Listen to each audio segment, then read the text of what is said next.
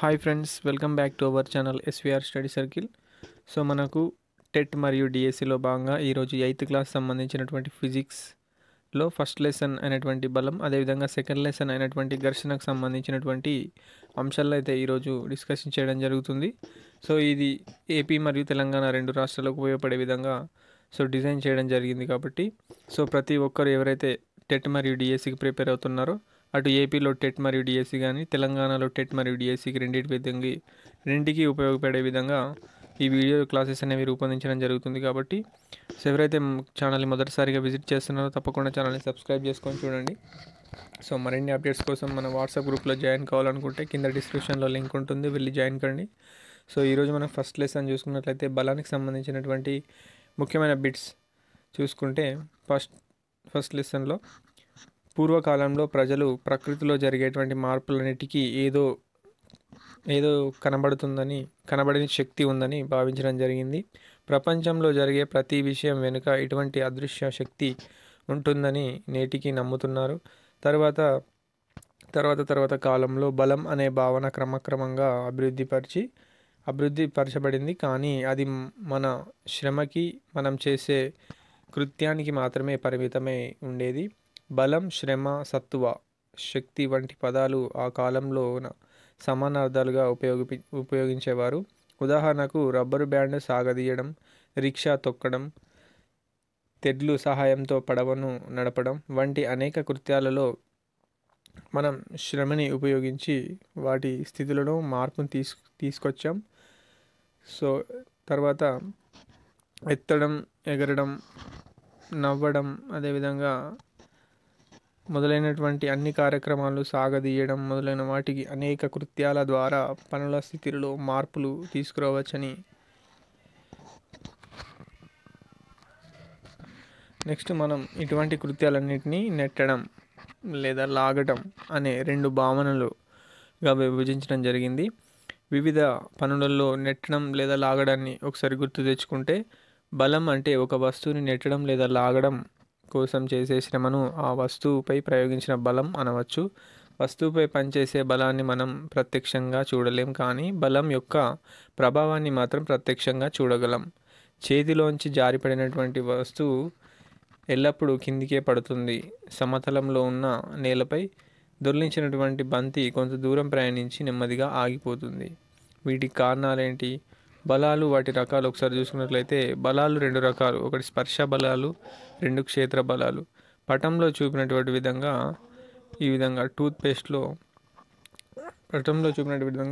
Tooth పేస్ట్ను నొక్కినప్పుడు tooth paste tube మరియు చేతి వేలకు ప్రత్యక్షంగా ఒకదానితో ఒకటి తాకుతూ ఉంటాయి. కాబట్టి ఈ విధంగా రెండు వస్తువుల మధ్య ప్రత్యక్ష స్పర్శ సంబంధం ద్వారా పనిచేసే బలాలను స్పర్శ బలాలు, కాంట్రాక్ట్ ఫోర్సెస్ అని అనడం జరుగుతుంది. పటంలో చూపినటువంటి విధంగా భౌతిక స్పర్శ లేకుండా ఇక్కడ మనకు దండాయస్కాంత ప్రభావం వల్ల దిక్సూచి ముళ్ళు తన దిశను మార్చుకోవడం జరుగుతుంది. ఇక్కడ పాఠం ఇచ్చాను దానికి సంబంధించి, కానీ ఇక్కడ మనకు ప్రింట్ కాలేదు. ఆ ముళ్ళు ఏదో ఒక బలం పనిచేస్తుందని తెలుస్తుంది. ఇలా రెండు బలాల మధ్య ప్రత్యక్ష స్పర్శ బలం లేకుండా ఏదైనా రెండు వస్తువుల మధ్య ప్రత్యక్ష బలం, స్పర్శ బలం లేకుండా బలం పనిచేస్తే అటువంటి బలాన్ని మనము క్షేత్ర బలం, ఫీల్డ్ ఫోర్సెస్ అని అంటుంటాం. ఉదాహరణ చూసుకున్నట్టయితే అయస్కాంత బలం. ఒకసారి పరిశీలించినట్టయితే దీన్ని ఒక సూదిని తీసుకొని ఒక దండాయస్కాంతాన్ని తీసుకొని సూదిపై ఒకే దిశలో అనేక సార్లు రుద్దడం ద్వారా ఆ సూది అయస్కాంతంగా మారడం జరుగుతుంది. అది మీరు గమనించవచ్చు. దిక్సూచి సహాయంతో ఆ సూది యొక్క ఉత్తర దక్షిణ ధృవాలను గుర్తించవచ్చు. దక్షిణ ధృవం ఉన్న వైపు ఒక చిన్న ఎరుపు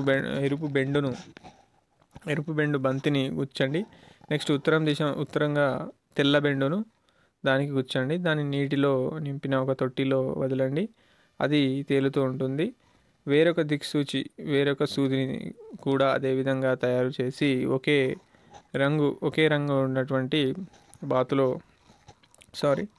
ఒకే రంగు బంతులు కలిగినటువంటి సూదుల చివరన ఎదురుగా ఉండేలా ఆ సూదులను అక్కడ ఏర్పాటు చేసినట్లయితే అప్పుడు అలాగే వేరువేరు రంగు కలిగినటువంటి సూదులను చివరన ఒక్కొక్కసారి ఎదురెదురుగా ఉంచినట్లయితే ఆ సూదులు సజాతి ధ్రువాలైనప్పుడు వికర్షించుకోవడం, అదేవిధంగా విజాతి ధ్రువాలైనప్పుడు ఆకర్షించుకోవడం జరుగుతుంది. ఈ ప్రయోగం మనకు ఇక్కడ ఇవ్వడం జరిగింది. ఈ విధంగా రెండు అయస్కాంతాల మధ్య కంటికి కనిపించకుండా పనిచేసే ఈ ఆకర్షణ లేదా వికర్షణ బలాన్ని అయస్కాంత బలం అని అంటాం.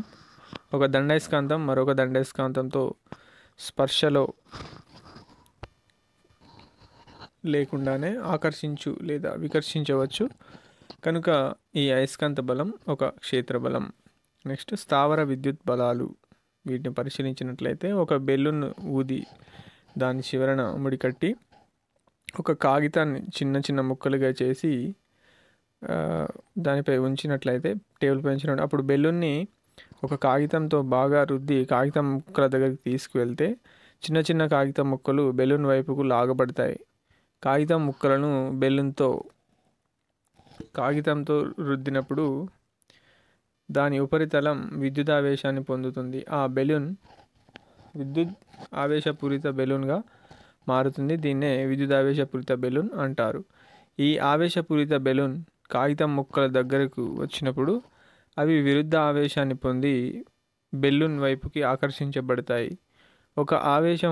ఒక ఆవేశ వస్తువు వేరొక ఆవేశపూరిత లేదా ఆవేశరహిత వస్తువుపై కలగజేసే బలాన్ని మనము స్థావర విద్యుత్ బలం అంటాం. ఇక్కడ వస్తువులు ఒకదానితో ఒకటి తాకకుండానే వాటి మధ్య బలం పనిచేసింది కాబట్టి దీన్ని మనం క్షేత్ర బలానికి ఉదాహరణగా చెప్పవచ్చు. నెక్స్ట్ గురుత్వాకర్షణ బలం మరొక ఉదాహరణ. ఒక పెన్ను మన చేతి నుంచి జారి పడితే అది నేల మీద పడుతుంది. అదే పెన్ను టేబుల్ మీద పడితే అది కిందికి పడదు. ఎందుకు టేబుల్ అడ్డుగా ఉంది కాబట్టి క్రిందికి పడదు. ఆ టేబులే లేకున్నట్లయితే మళ్ళీ ఏదైనా అడ్డు వచ్చేంత వరకు అది పడుతూనే ఉంటుంది. అంటే ఏదైనా ఒక బలం వస్తువును భూమి వైపు లాగుతోంది అని మనకు తెలుస్తుంది. ఏ వస్తువును పైకి విసిరినా దానిపై ఒక కంటికి కనిపించని పనిచేసే ఒక బలం వల్ల ఆ వస్తువు తిరిగి భూమిపైకి చేరుతుంది. ఈ బలాన్ని మనము గురుత్వాకర్షణ బలం అని అంటాం. భూమిపైన లేదా భూమికి కిందగా ఉన్న వస్తువులన్నీ ఈ గురుత్వాకర్షణ బల ప్రభావానికి లోనవుతాయి. ఈ బలం కేవలం భూమికి మాత్రమే పరిమితమైంది కాదు. విశ్వంలో ప్రతి చోట ఏ రెండు ద్రవ్యరాశుల మధ్యనైనా లేదా ఏ రెండు వస్తువుల మధ్యనైనా ఈ బలం ఉంటుంది. భూమి మీద గల ప్రతి వస్తువు కంటే భూమి అత్యంత పెద్ద కాబట్టి ఆ వస్తువులన్నింటినీ భూమి ఆకర్షిస్తుంది. తరగతిలో కూర్చున్నప్పుడు విద్యార్థికి నల్లబల్లకు మధ్య కూడా గురుత్వాకర్షణ బలం పనిచేస్తూ ఉంటుంది.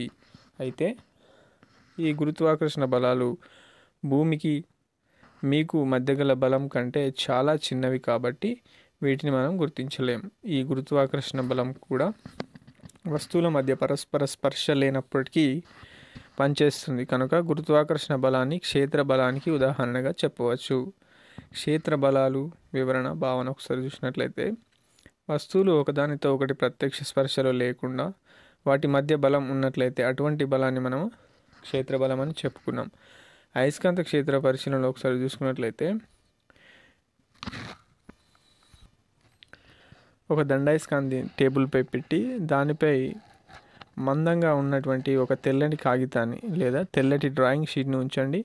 పటంలో చూపినటువంటి విధంగా కాగితంపై ఇనుప రంజను వెదజల్లండి. ఇప్పుడు టేబుల్ని కానీ కాగితాన్ని కానీ మెల్లగా పెన్ లేదా పెన్సిల్తో తట్టండి. ఇనుప రంజను ఏదైనా ఒక ప్రత్యేక ఆకృతిలో మారడాన్ని మీరు చూడవచ్చు. ఇప్పుడు దండాయస్కాంతాన్ని వివిధ దశలకు మారుస్తూ తిప్పుతూ ఆ ప్రయోగాన్ని మరలా ఒకసారి చేయాలి. తర్వాత దండాయస్కాంతం యొక్క అయస్కాంత బల ప్రభావం వల్ల ఇనుప రంజను ఆ అయస్కాంతం చుట్టూ కొంత ప్రాంతంలో వక్రరేఖలుగా తమకు తాము సర్దుబాటు చేసుకోవడం జరుగుతుంది. ఈ అమరిక అయస్కాంత క్షేత్రాన్ని సూచిస్తుంది. దండాయస్కాంతం చుట్టూ దాని ప్రభావం ఎంతవరకు ఉంటుందో ఆ ప్రభావాన్ని ఆ దండాయస్కాంతం యొక్క అయస్కాంత క్షేత్రం అంటారు. ఇది ఒక త్రిమితీయ క్షేత్రం. క్షేత్రం అనేది ఒక ప్రాంతం ఆ ప్రాంతంలో ఏ బిందువు వద్ద పెట్టిన వస్తువునైనా ఆ క్షేత్ర బల ప్రభావం ఉంటుంది. త్రిమితీయం అంటే 3D అన్నమాట. ఒక వస్తువు క్షేత్రాన్ని జనింపజేస్తే ఆ క్షేత్ర పరిధిలో గల మరొక వస్తువు ఆ క్షేత్రం యొక్క బల ప్రభావానికి లోనవుతుంది. అయస్కాంతం చుట్టూ అయస్కాంత క్షేత్రం ఉన్నట్లే విద్యుదావేశాల చుట్టూ విద్యుత్ క్షేత్రం, ద్రవ్యరాశుల చుట్టూ గురుత్వాకర్షణ క్షేత్రాలు ఉంటాయి. క్షేత్ర ప్రభావాన్ని లేదా నిర్ణీత పరిధిలో పనిచేసే ఈ బలాలన్నిటినీ ఈ బలరేఖలతో సూచిస్తాం. బలరేఖలు ఎంత దగ్గరగా ఉంటే క్షేత్ర పరిధిలో బలం అంత ఎక్కువగా ఉంటుందని అర్థం. నెక్స్ట్ కండర బలాలు, మస్కులర్ ఫోర్సెస్, స్పర్శ బలాలకు సంబంధించి ఫస్ట్ ఉదాహరణ కండర బలం. ప్రతిరోజు మనం పళ్ళు తోముకోవడం, స్నానం చేయడం, తినడం, నడవడం, రాయడం, వాహనాలు నడపడం వంటి పనులు చేసేటప్పుడు మనం బలాన్ని ఉపయోగించవలసి ఉంటుంది. ఈ బలాన్ని మనం ఈ బలాలకు మనం కండరాలు ఉపయోగించడం జరుగుతుంది. కాబట్టి ఇటువంటి బలాన్ని మనం కండర బలం అని అంటాం. మనం నవ్వినప్పుడు కూడా కండరాలు ప్రయోగించిన బలం మన ముఖంలో కొన్ని మార్పులు తీసుకురావడం జరుగుతుంది. మనమే కాదు, అనేక ఉన్నత స్థాయి జీవరాశులన్నీ తమ రోజువారీ పనుల్లో కండర బలాన్ని ఉపయోగిస్తాయి. వస్తువులతో ప్రత్యక్షంగా స్పర్శలో ఉన్నప్పుడు మాత్రమే కండర బలాలు మనకు పనిచేస్తాయి. రక్త ప్రసరణ వ్యవస్థ, శ్వాస పీల్చుకోవడం, ఊపిరితిత్తుల సంకోచ వ్యాకోచాలు, హృదయ స్పందన వంటి మన శరీరం లోపల జరిగేటువంటి అనేక పనులకు కారణం కండర బలాలు. ఒకదానితో ఒకటి అంటిపెట్టుకొని ఉన్న అనేక కండర కణాల సముదాయాన్ని మనం కండరం అని అంటాం. కండరం అని అంటాం.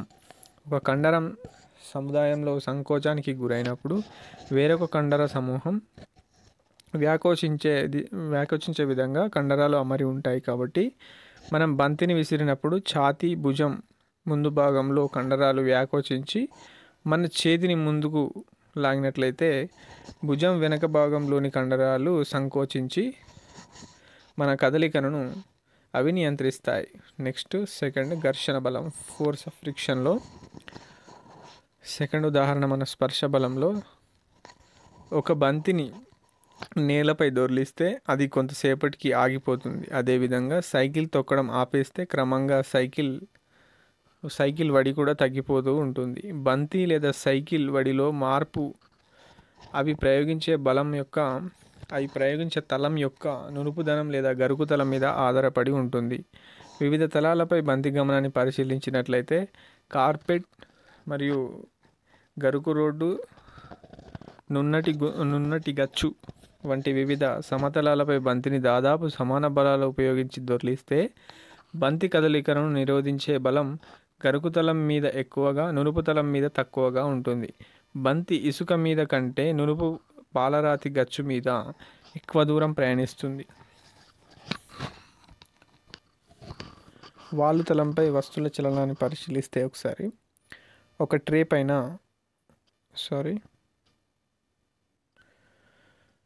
పైన మంచు ముక్కను, అదేవిధంగా రబ్బరును, అదేవిధంగా ఒక రూపాయి నాణాన్ని తీసుకొని వరుసలో ఉంచి ఆ ట్రేను పైకి ఎత్తిన కొద్దీ ఘర్షణ బలం వల్ల మంచు ముక్క జారి కిందకు పడుతుంది. ఒక వస్తువు దాని స్పర్శలో ఉన్న వేరొక వస్తువు ఉపరితలంపై కదులుతున్నప్పుడు దాని చలనాన్ని నిరోధించేదే ఘర్షణ దిశ ఎల్లప్పుడూ తలం పరంగా వస్తు చలన దిశకి వ్యతిరేక దిశలో ఉంటుంది. ఒక వస్తువు బల్లపై నిశ్చల స్థితిలో ఉన్నప్పుడు ఆ వస్తువుపై ఘర్షణ బలం పనిచేస్తుంది.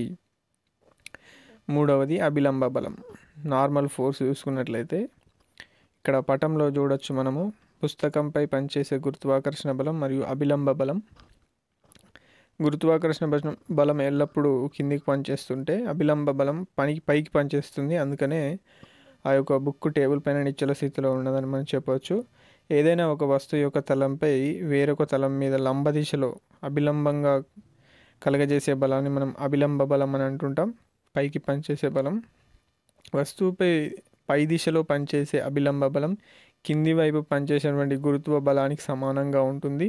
ఈ రెండు బల పరిమాణాలు సమానంగా వ్యతిరేక దిశలో ఉండడం వలన ఆ వస్తువు సమతా స్థితిలో ఉందని, ఆ వస్తువు మీద పనిచేసే బలం నెట్ ఫోర్స్ శూన్యమని మనం చెప్పవచ్చు. నెక్స్ట్ 4th ఉదాహరణ చూసుకున్నట్లయితే మనము తన్యత టెన్షన్. ఇక్కడ పటం చూడొచ్చు మనము, ఒక దారానికి వేలాడదీసినటువంటి ఒక దిమ్మెని, చెక్క దిమ్మెని పటంలో చూపినటువంటి విధంగా సీలింగ్కి దారంతో ఒక చెక్క దిమ్మెని స్వేచ్ఛగా వేలాడదీయండి. దారం తెగిపోతే గురుత్వాకర్షణ బలం వల్ల అది కిందికి పడిపోవడం జరుగుతుంది.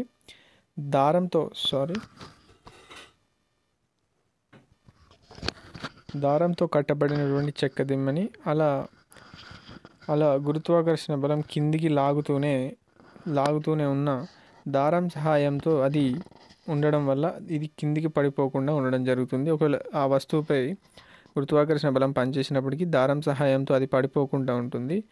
అంటే గురుత్వాకర్షణానికి వ్యతిరేకంగా చెక్క దిమ్మపై పై దిశలో ఒక బలం పనిచేస్తుంది. తాడు లేదా దారంలో గల బిగుతుతనాన్ని మనం తన్యత టెన్షన్ అని అంటాం. తన్యత బలం ఇది ఒక స్పర్శ బలం.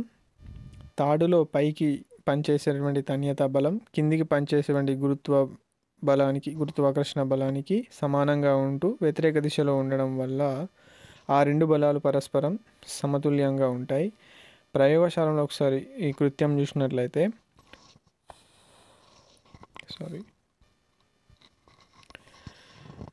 దారం భరించేటువంటి గరిష్ట బలాన్ని మనం కనుగొంటాం. ఇప్పుడు ఈ యొక్క ప్రయోగం ద్వారా మనము కావలసిన పరికరాలు స్ప్రింగ్ త్రాసు, వారాలు పొడవులు దారాల యొక్క పొడవులు దాదాపు 10 సెంటీమీటర్లు మరియు దాదాపు సమాన మందం గల వివిధ తేలికపాటి దారాలు, ఆ విధంగా భారాలు కలిగించేటువంటి ఒక కొక్కే వెయిటింగ్ హ్యాంగర్ కావాల్సి ఉంటుంది.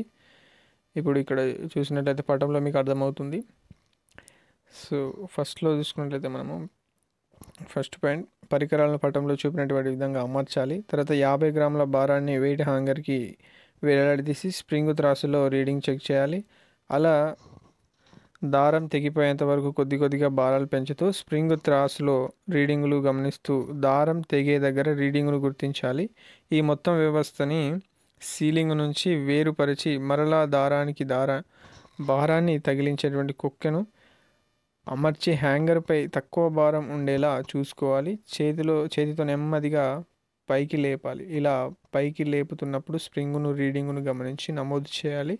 అలాగే మెల్లగా కిందికి పడుతూ స్ప్రింగును రీడింగును గమనించాలి. నెక్స్ట్ ఈ విధంగా ప్రయోగం చేసినట్లయితే మనకు ఆ యొక్క తన్యత అనేది మనకు తెలియడం జరుగుతుంది. నెక్స్ట్ ఫలిత బలం నెట్ ఫోర్స్ ఒకసారి చూసుకున్నట్లయితే సాధారణంగా ఒక వస్తువు మీద ఒకే సమయంలో అనేక బలాలు పనిచేస్తూ ఉంటాయి. క్షితిజ సమాంతర తలం మీద నిశ్చల స్థితిలో ఉన్నటువంటి ఒక వస్తువుపై 2 బలాలు పనిచేస్తూ ఉంటాయి. ఒకటి గురుత్వాకర్షణ బలం, 2 అభిలంబ బలం అని చెప్పుకున్నాం మనం. ఈ సందర్భంలో ఒక వస్తువుపై పనిచేసే 2 బలాలు సమానంగా లేదా వ్యతిరేక దిశలో ఉంటాయి కాబట్టి ఆ వస్తువు నిశ్చల స్థితిలోనే ఉంటుంది ఈ 2 బలాలు పనిచేయడం వల్ల. శాస్త్ర పరిభాషలో దీనిని మనము ఆ వస్తువుపై ఫలిత బలం శూన్యం అంటాం. ఒక వస్తువు అసమచలనం యూనిఫామ్ మోషన్లో ఉన్నట్లయితే అది త్వరణాన్ని పొందింది అంటాం. ఒక వస్తువు త్వరణంలో కదులుతున్నప్పుడు దానిపై పనిచేసే ఫలిత బలం శూన్యం కాదు. ఒక వస్తువు త్వరణంలో కదులుతున్నప్పుడు దానిపై పనిచేసే ఫలిత బలం శూన్యం కాదు. కారణం ఆ వస్తువు అసమచలనంలో ఉంది. ఒక వస్తువుపై 2 బలాలు పనిచేసినప్పటికీ ఆ వస్తువు చలనంలో ఉందంటే ఆ వస్తువులో ఒక బలం వేరొక బలం కంటే ఎక్కువగా ఉండాలి. సాధారణంగా బలం యొక్క పరిమాణాన్ని మాత్రమే మనం లెక్కలోకి తీసుకుంటాం కాబట్టి బలం పనిచేసే దిశను కూడా పరిగణలోకి తీసుకోవాల్సి ఉంటుంది. నెక్స్ట్ బలం యొక్క పరిమాణం దిశను మనం ఈ యొక్క యారో మార్క్తో సూచించడం జరుగుతుంది. సో టేబుల్పై ఫలిత బలం ప్రభావం ఒకసారి చూసినట్లయితే అన్ని బలాలను పరిమాణం దిశ ఉంటాయి కాబట్టి బలాలకు సంకలనం చేసినప్పుడు వాటి దిశలను పరిమాణంలోనికి తీసుకోవాలి. ఒక వస్తువుపై కొన్ని బలాలు సరళ రేఖ మార్గంలో ఒకే దిశలో పనిచేస్తే ఫలిత బలాన్ని ఆ బలాల మొత్తంగా తీసుకుంటాం. వస్తువును బలాలను కూడాలంటే సంజ్ఞా సంప్రదాయాన్ని పాటించాల్సి ఉంటుంది. F1 ఇటువైపు పనిచేస్తే F2 దానికి వ్యతిరేక దిశలో పనిచేస్తుంది. పటంలో చూపినటువంటి విధంగా కుడివైపుకు పనిచేస్తున్నటువంటి బలం F1 ధనాత్మకంగా ఎడమ వైపుకు పనిచేస్తున్నటువంటి బలం F2ను రుణాత్మకంగా తీసుకుంటే F1 మరియు F2 బలాలు టేబుల్పై వ్యతిరేక దిశలో పనిచేస్తున్నాయి కాబట్టి F1 is greater than F2 అనుకున్నప్పుడు F1 plus minus of F2 is equal to F1 minus F2 అవుతుంది. రెండు బలాలు ఒక వస్తువుపై సరళరేఖ మార్గంలో వ్యతిరేక దిశలో పనిచేస్తున్నప్పుడు ఆ వస్తువుపై ఫలిత బలం ఆ రెండు బలాల భేదానికి సమానంగా ఉంటుంది. అప్పుడు ఫలిత బలం ఏ దిశలో పనిచేస్తుందో ఆ దిశలో వస్తువు కదులుతుంది. చేతి వేళ్లపై సాగదీసినటువంటి రబ్బర్ బ్యాండ్ ప్రభావం ఒకసారి చూసినట్లయితే రబ్బర్ బ్యాండ్ను మీ చేతి వేళ్లపై తీసుకొని ఆ బలం కొంత బలం ప్రయోగించినట్లయితే ఇంకొక రబ్బర్ బ్యాండ్ పైన రెండు రబ్బర్ బ్యాండ్లు తీసుకొని రబ్బర్ బ్యాండ్ మీ చేతి వేలకు తీసుకొని దానిపై F బల ప్రయోగం చేసినట్లయితే రెండవ రబ్బర్ బ్యాండ్ కూడా అలాంటిదే కాబట్టి అది కూడా F ప్రమాణాల బలాన్ని కలగజేస్తుంది. సో ఈ రెండు బలాలు ఈ రబ్బర్ బ్యాండ్ల యొక్క బలాలు వేళ్ళపై కలగజేసేటువంటి ఫలిత బలం ఏంటంటే F plus F is equal to 2F అవుతుంది. బలానికి SI ప్రమాణం న్యూటన్స్. స్వేచ్ఛ వస్తుపటం నుంచి వస్తు ఫలిత బలాన్ని కనుగొనడం ఈ యొక్క ప్రయోగం ద్వారా చూస్తాం. మనం ఇప్పుడు నిర్దిష్ట సమయం వద్ద ఒక వస్తువుపై పనిచేసినటువంటి అన్ని బలాలను చూపుతూ గీసినటువంటి పటాన్ని మనము స్వేచ్ఛా పటం అని అంటారు, ఫ్రీ బాడీ డయాగ్రామ్. దీన్ని క్లుప్తంగా FBD అని అంటుంటాం. ఉదాహరణకు కారుపై పనిచేసినటువంటి బలాన్ని మనం చూసినట్లయితే ఒకసారి వస్తుపటం చూసినట్లయితే సమవడితో కదులుతున్నటువంటి వస్తువు గమనంలో ఫలిత బలం పనిచేసేటువంటి ఆ వస్తువు వడి మారుతూ ఉంటుంది. సమవడితో కదులుతున్నటువంటి వస్తువు గమన దిశలో ఫలిత బలం పనిచేస్తే ఆ వస్తువు యొక్క వడి మారుతుంది. అలాగే వస్తువు గమన దిశకు వ్యతిరేక దిశలో ఫలిత బలం పనిచేస్తే అప్పుడు వస్తువు వడి తగ్గడం కానీ లేదా గమన దిశ మారం కానీ జరుగుతుంది లేదా పూర్తిగా ఆగుతుంది. నెక్స్ట్, వస్తువు యొక్క ఆకారంలో తాత్కాలిక మార్పును Tతో, శాశ్వత మార్పును Pతో, పర్మనెంట్ చేంజ్, టెంపరరీ చేంజ్గా సూచిస్తాం. బలం ప్రయోగించడం వలన వస్తువు గమన స్థితిలో మార్పుని తీసుకురావడమే కాక వస్తువు ఆకృతిలో కూడా మార్పు తీసుకురావచ్చు. అయితే వస్తువుల ఆకారంలో మార్పు తాత్కాలికమా శాశ్వతమా అనేది వస్తువు యొక్క స్వభావం పైన, ఆ వస్తువుపై బలాన్ని ఎలా ప్రయోగించాం అనే దానిపై ఆధారపడి ఉంటుంది. కాబట్టి పీడనం, స్పర్శ తలాన్ని బట్టి బల ప్రభావం ఏ విధంగా ఉంటుందో ఒకసారి చూద్దాము. ఒక తలంపై పనిచేసేటువంటి బలం యొక్క ప్రభావం ఆ వస్తువు యొక్క స్పర్శ వైశాల్యంపై ఆధారపడి ఉంటుంది. స్పర్శ వైశాల్యం పెరిగితే దానిపై బల ప్రభావం తగ్గుతుంది. ఈ యొక్క బల ప్రభావాన్ని మనము పీడనం అని అంటుంటాం. ప్రమాణ వైశాల్యం గల తలంపై లంబంగా పనిచేసేటువంటి బలాన్ని పీడనం అంటాం. పీడనం అనేది బలం బై వైశాల్యంగా మనం చెప్పవచ్చు. పీడనం యొక్క SI ప్రమాణాలు న్యూటన్ ఫర్ మీటర్ స్క్వేర్గా చెప్పవచ్చు. వైశాల్యం మీటర్ స్క్వేర్. కత్తి పదునుగా లేని వైపు కంటే పదును ఉన్న వైపు సులువుగా కోయగలం. పదును ఉన్న వైపు స్పర్శ వైశాల్యం తక్కువగా ఉంటుంది కాబట్టి ఈజీగా మనము కోయగలం. ప్రయోగించినటువంటి బలం ఒకటే అయినప్పటికీ పదునైన బలం ఉపరితల వైశాల్యం తక్కువ కాబట్టి అది కలగజేసేటువంటి పీడనం ఎక్కువగా ఉంటుంది. బలం ప్రయోగించబడినటువంటి ఉపరితల వైశాల్యం తక్కువ, పీడనం ఎక్కువగా ఉండడం, వైశాల్యం తక్కువగా ఉండి పీడనం ఎక్కువగా ఉన్నట్లయితే ఉంటుందని బలం ప్రయోగించబడినటువంటి ఉపరితల వైశాల్యం తక్కువ అయితే పీడనం ఎక్కువగా ఉంటుందని చెప్పవచ్చు. ఉపరితల వైశాల్యం ఎక్కువ అయితే ప్రయోగించబడినటువంటి బల ప్రయోగం తక్కువగా పీడనంతో ఉంటుందని మనం చెప్పవచ్చు. సో ఇది ఫస్ట్ లెసన్కి సంబంధించిన బిట్స్. నెక్స్ట్ లెసన్ మనం సెకండ్ లెసన్ ఘర్షణ. మనం ఫస్ట్ లెసన్లో ఘర్షణకు సంబంధించి కొంత టాపిక్ చూసాం. దానికి సంబంధించి పూర్తి వివరణ మనం సెకండ్ లెసన్లో చూడడం జరుగుతుంది ఘర్షణకు సంబంధించి.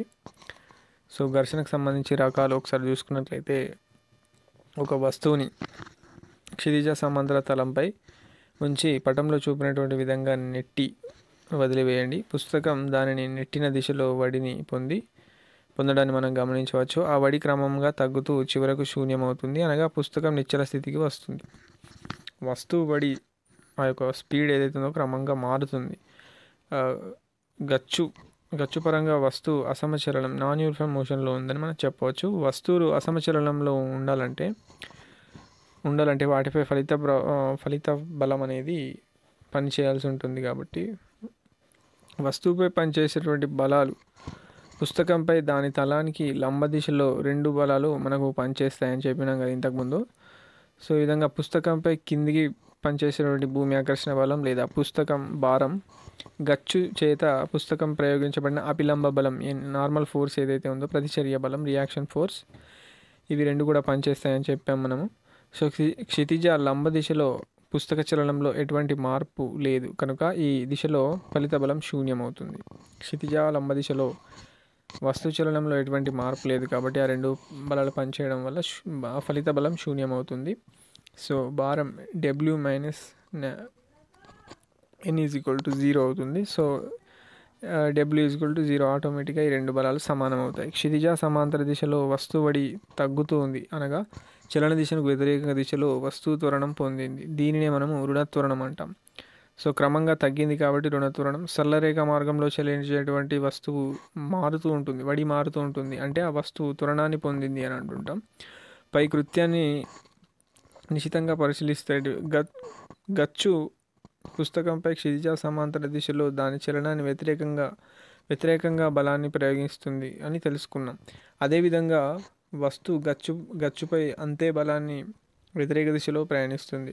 ఇక్కడ గచ్చు నిశ్చల స్థితిలో ఉన్నదని స్పష్టం కాబట్టి గచ్చు తలంపై ప్రయోగించేటువంటి బల దిశలోనే ఫలిత బలం కూడా ఉంటుందని మనం గమనించవచ్చు. గచ్చు పుస్తకంపై ప్రయోగించేటువంటి ఆ క్షితిజ సమాంతర బలాన్ని మనం ఘర్షణ లేదా ఘర్షణ బలం అని అంటాం. ప్రయోగశాలలో ఒకసారి ఈ యొక్క ప్రయోగం చేసినట్లయితే ఘర్షణ స్వభావాన్ని మరియు స్నైతిక ఘర్షణను దీని ద్వారా మనం ప్రూఫ్ చేయడం జరుగుతుంది. కావలసిన పరికరాలకు ట్రాలీ తీసుకోవాలి, చెక్కదిమ్మ, పురిలేని దారం తీసుకోవాలి, బరువులు, కప్పి, తర్వాత వేలాడదీసేయడానికి ఒక కుక్కం మరియు పొడవైనటువంటి ఒక బల్లని తీసుకోవాలి. ఈ విధంగా మనం పటంలో చూపినటువంటి విధంగా ఈ విధంగా అమర్చాలి. అమర్చిన తర్వాత ట్రాలీకి ఒక దారాన్ని కట్టి దానిని కప్పి ద్వారా పంపి ఆ దారం రెండవ చివరన బరువులు వేలాడదీసేటువంటి కుక్కం వేలాడదీయాలి. తర్వాత ట్రాలీ మరియు చెక్కదిమ్మ చలనంలో మార్పును గమనిస్తే చెక్కదిమ్మ మరియు ట్రాలీ 2 కలిసి ఎడమ వైపుకు ఒకే త్వరణంతో కదులుతున్నాయని మనం తెలుస్తుంది. కాబట్టి చెక్కదిమ్మ ట్రాలీ ఉపరితలంపై పరంగా చూసినప్పుడు నిశ్చల స్థితిలో ఉంటుంది, కానీ బల్ల ఉపరితలం పరంగా చలిస్తూ ఉంటుంది. ఇక్కడ ట్రాలీ ఉపరితలం చెక్కదిమ్మను నిశ్చల స్థితిలో ఉంచుటకు ప్రయత్నిస్తుంది. కారణం చెక్కదిమ్మపై ట్రాలీ ఉపరితలం ప్రయోగించే ఘర్షణ బలం ట్రాలీ చలన దిశలో ఉంటుంది కాబట్టి అదే సమయంలో చెక్కదిమ్మ ట్రాలీ ఉపరితలంపై ప్రయోగించినటువంటి ప్రతిచర్య బలం వ్యతిరేక దిశలో అంటే కుడివైపుకు పనిచేస్తూ ఉంటుంది. వెయిట్ హ్యాంగర్పై బరువును పెంచడం ద్వారా మనం ట్రాలీ త్వరణాన్ని పెంచవచ్చు. ఈ విధంగా హ్యాంగర్పై బరువులను క్రమంగా పెంచుకుంటే ఒక నిర్దిష్ట బరువు వద్ద లేదా నిర్దిష్ట త్వరణం వద్ద చెక్కదిమ్మ ట్రాలీ ఉపరితలం పరంగా వెనుకకు చలిస్తుంది, అనగా ట్రాలీ ఉపరితలం మీద చెక్కదిమ్మల మధ్య సాపేక్ష చలనం ఉందని మనం అర్థం చేసుకోవచ్చు. స్పర్శలో ఉన్న 2 వస్తువుల మధ్య గల సాపేక్ష చలనాన్ని లేదా సాపేక్ష చలన ప్రయత్నించేటువంటి వ్యతిరేకించే బలాన్నే మనం ఘర్షణ అని చెప్పవచ్చు. 2 వస్తువుల మధ్య ఆ యొక్క చలనాన్ని వ్యతిరేకించేటువంటిదే మనం ఘర్షణ అని చెప్పవచ్చు. పుస్తకం గచ్చుపరంగా కదులుతుంది, అనగా ఘర్షణను ఇప్పుడు ఆ యొక్క వస్తువు గచ్చుపరంగా కదులుతుంది కాబట్టి దాన్ని మనం జారుడు ఘర్షణ అని చెప్పవచ్చు. ఒక వస్తువు తలం రెండవ వస్తువు తలం పరంగా సాపేక్ష చలనంలో ఉన్నప్పుడు ఆ వస్తువు చలనాల మధ్య ఆ యొక్క ఘర్షణను మనం జారుడు ఘర్షణ అని చెప్పడం జరుగుతుంది. 2 జారుతున్నాయి కాబట్టి ప్రయోగశాల కృత్యంలో మనం నిర్దిష్ట త్వరణం వరకు ట్రాలీ తలం పరంగా చెక్కదిమ్మ చలించలేదు, అంటే ఆ స్థితిలో 2 తలాల మధ్య ఘర్షణను మనం స్నైతిక ఘర్షణ అని చెప్పవచ్చు. ఆ యొక్క కదలని స్థితిని మనం స్నైతిక ఘర్షణగా చెప్పవచ్చు. నెక్స్ట్ బాహ్య బలం పనిచేస్తున్నప్పటికీ స్పర్శలో గల రెండు వస్తువులు తలాలు పరస్పరం నిశ్చల స్థితిలో ఉంటే ఆ వస్తు తలాల మధ్య మనము స్నైతిక ఘర్షణ అని చెప్పవచ్చు. ప్రయోగశాల కృత్యంలో ఒకే సందర్భంలో రెండు ఘర్షణ బలాలు ఉండడం మనము గమనించవచ్చు. దీనిలో ఒకటి ట్రాలీ మరియు ఏదైతే మనం టేబుల్ తలం మధ్య పనిచేసేటువంటి ఘర్షణ, మరియు రెండవది ట్రాలీ మరియు చెక్కదిమ్మల మధ్య పనిచేసేటువంటి ఘర్షణ మనము స్నైతిక ఘర్షణగా చెప్పవచ్చు. నెక్స్ట్ స్నైతిక ఘర్షణ అనేది స్వయం సర్దుబాటు ఘర్షణ, అంటే సెల్ఫ్ అడ్జస్టింగ్ ఫోర్స్గా మనం చెప్పవచ్చు. బరువు ఏదైతే ఉందో ఆ పెట్టె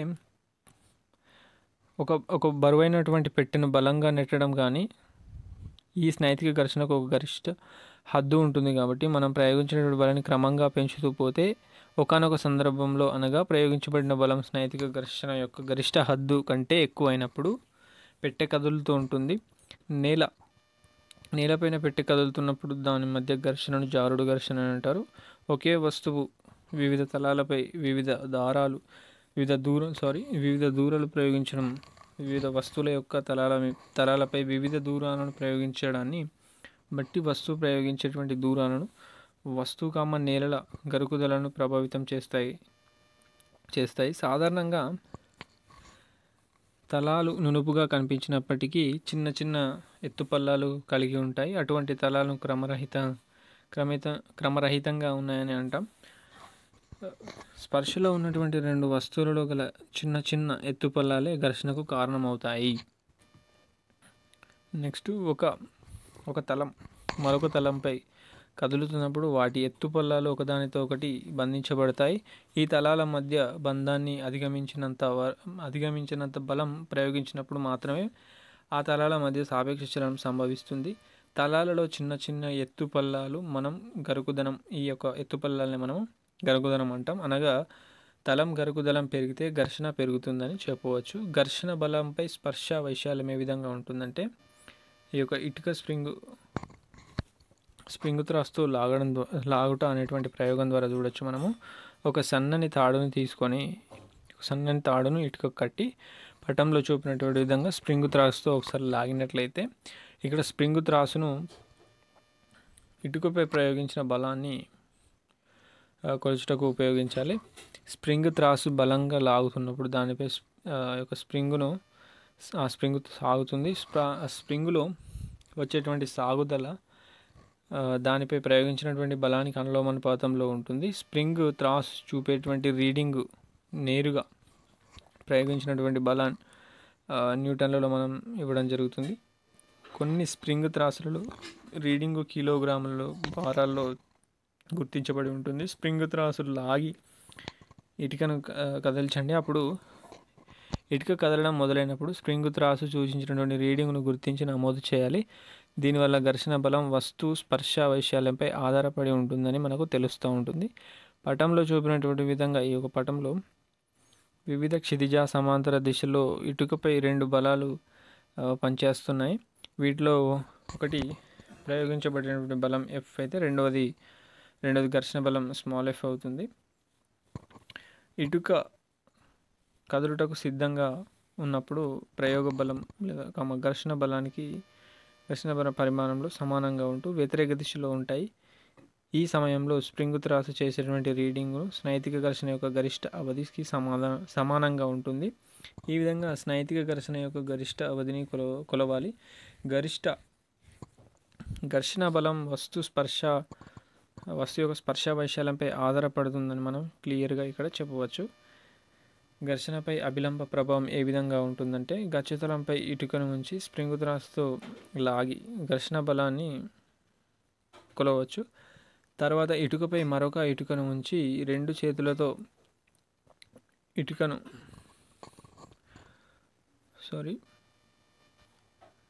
మందంగా ఇటుకను కిందికి అదుముతూ ఘర్షణ బలాన్ని పైన చెప్పినటువంటి పద్ధతిలో మరోసారి కొలవడం జరుగుతుంది. రెండు సందర్భాలలోనూ ఘర్షణ బలాన్ని మార్పు వస్తుంది.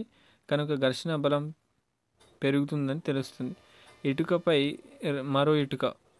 మరొక ఇటుక ఉంచినప్పుడు లేదా చేతితో అదిమి పట్టినప్పుడు గచ్చుకమ్మ ఇటుకల మధ్య అభిలంబ బలం పనిచేస్తుంది, అదేవిధంగా పెరుగుతుంది. కనుక ఘర్షణ బలం అభిలంబ బలానికి అనులోమానుపాతంలో ఉంటుందని మనం చెప్పవచ్చు. ఘర్షణ బలం మరియు అభిలంబ బలం అనే ఈ యొక్క గుర్తుతో మనం జోడించవచ్చు. ఇది ప్రపోర్షనల్ అనులోమానుపాతంలో ఉంటుందని మనం ఇక్కడ చూడవచ్చు. నెక్స్ట్, నేలపై నిలకడగా ఉన్నటువంటి బల్లపై ఘర్షణ బలం పనిచేస్తుంది. నేలపై నిలకడగా ఉన్న బలాన్ని మనం స్నైతిక బలం అని చెప్పడం జరిగింది. నెక్స్ట్, అభిలంబ బలాన్ని రెండింతలు చేస్తే ఘర్షణ బలం రెట్టింపు అవుతుంది. ఘర్షణ బలాలు వస్తువుల స్పర్శ వైశాల్యంపై ఆధారపడి ఉంటుంది. ఘర్షణ బలంపై ఆధారపడదు కానీ భారంపై ఆధారపడదు కానీ అభిలంబ బలంపై ఆధారపడుతుంది. ఘర్షణ లేకుండా మనం నడవలేం, పరిగెత్తలేం. కార్లు, సైకిళ్ళు, స్కూటర్లు మొదలైన వాహనాలను మనం ఉపయోగించలేం, ఎందుకంటే అవన్నీ ఘర్షణ వల్లనే కదులుతాయి. కాబట్టి ఒకవేళ ఘర్షణ లేకుంటే ఎవరైనా కారును నెట్టుతూ అది నెడితే నిరంతరం అది కదులుతూనే ఉంటుంది. మనం బ్రేకులు వేసినా అది ఆగదు. కాబట్టి ఘర్షణ లేకుండా మనం ఏం చేయలేం. తర్వాత, వడ్రంగి చెక్క తలాలను నునుపుగా చేయలేడు. మనము వస్తువులను చేతితో పట్టుకోలేము, మనము రాయలేము, గోడకు మేకులు దించలేము, భవంతులను నిర్మించలేము. పై సందర్భాలన్నీ కూడా మనకు ఘర్షణ ఆవశ్యకతను తెలియజేస్తున్నాయి. కానీ ఘర్షణ కొన్ని సందర్భాలలో నష్టాన్ని కలుగజేస్తుందని చెప్పవచ్చు. ఉదాహరణకు, అన్ని రకాల యంత్రాలను ఘర్షణ అవాంఛనీయమైనది, ఎందుకంటే కదులుతున్న ఇంజను లేదా మోటారు భాగాల మధ్య పగుళ్ళు రావడం, భాగాలు వేడెక్కడం వంటి వాటి కూడా మనం కారణం ఘర్షణ అని చెప్పవచ్చు. ఘర్షణ సులభంగా నడవడానికి మనం సైకిళ్ళలోని భాగాల్లో నూనె లేదా గ్రీస్ వంటి కందెనలు, లూబ్రికెంట్స్ మనం ఉపయోగించడం జరుగుతుంది. ఘర్షణ ఉష్ణాన్ని జనింపజేస్తుంది. అరచేతిని ఒకదానితో ఒకటి కాసేపు రుద్దినప్పుడు మనము ఉష్ణం లేదా వేడిని పొందవచ్చు, మనము ఒక అనుభూతిని పొందవచ్చు. అగ్గిపెట్టెను గల గరుకుతలంపై అగ్గిపుల్లను గీకినప్పుడు ఉష్ణం జనిస్తుంది.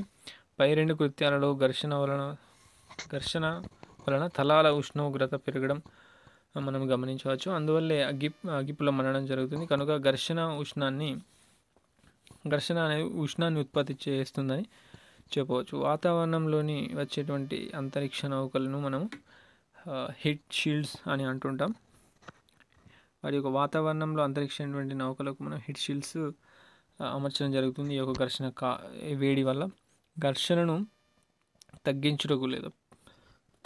పెంచుటకు సంబంధించి కొన్ని అంశాలు. కొన్ని సందర్భాలలో ఘర్షణను ఉపయోగకరంగా, మరికొన్ని సందర్భాలలో అనుకూలంగా మనం ఉపయోగపడుతుంది. జిమ్నాస్టిక్స్ చేసేటువంటి వ్యక్తులు వస్తువులను జారిపోకుండా వారి చేతులకు పౌడర్ రాసుకోవడం జరుగుతుంది. కొన్ని సందర్భాలలో ఘర్షణ వాంఛనీయం అవుతుంది. కాబట్టి అటువంటి సందర్భాలలో ఘర్షణను తగ్గించడానికి మనం ప్రయత్నిస్తాం.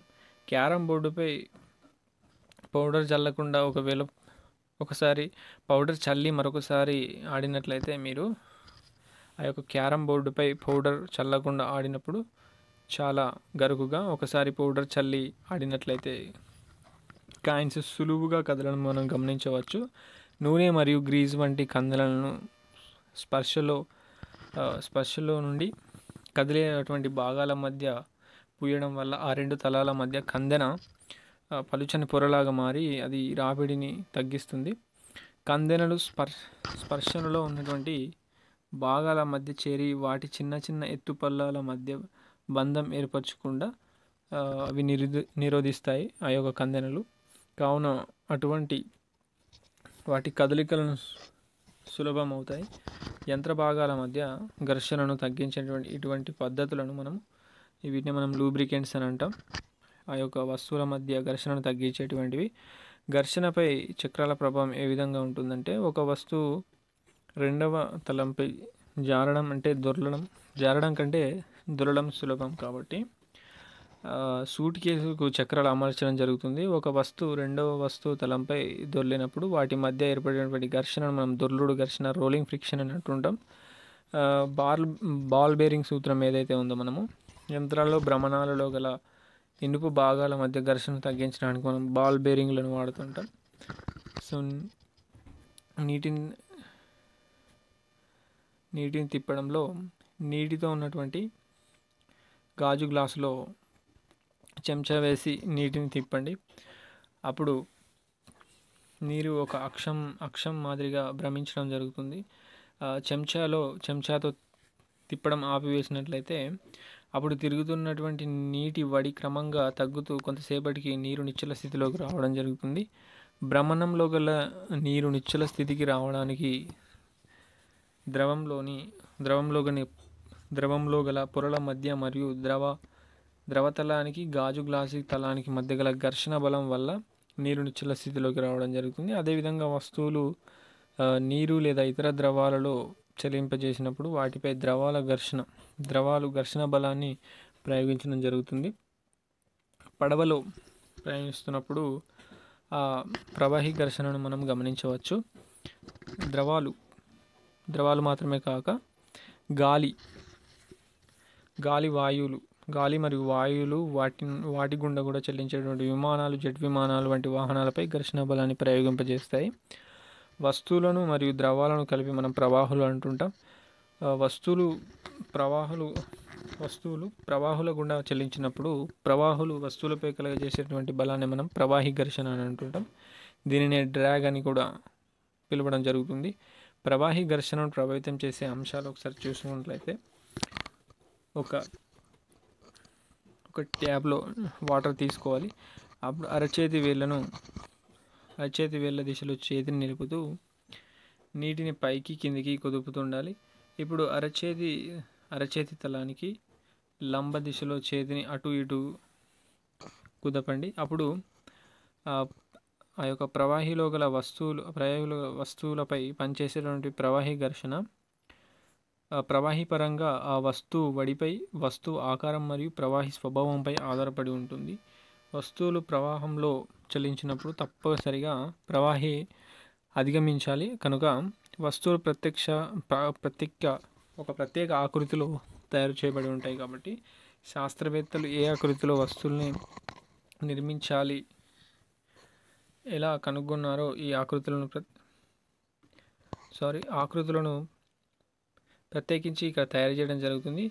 ఇక్కడ మనం చేపలు, ఇక్కడ పక్షులు నిరంతరం ప్రవాహంలో చలిస్తాయి కాబట్టి అవి చలించేటప్పుడు ఎక్కువ శక్తిని కోల్పోకుండా వాటి యొక్క ఆకృతిలో ప్రవాహి ఘర్షణను అధిగమించేటువంటి విధంగా ఒక ఆకృతులు ఉండడం జరుగుతుంది.